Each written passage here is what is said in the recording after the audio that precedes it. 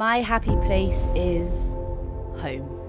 North Devon, the place where I fell in love with nature. It's always been there to catch me, even on the toughest days, through mental health struggles or losing inspiration as an athlete. I caught my first wave at this beach when I was 6. Ever since that day, it's kept me safe and sane. This place has protected me, which is why it's so important to return the favour. Thank you, Planet Earth.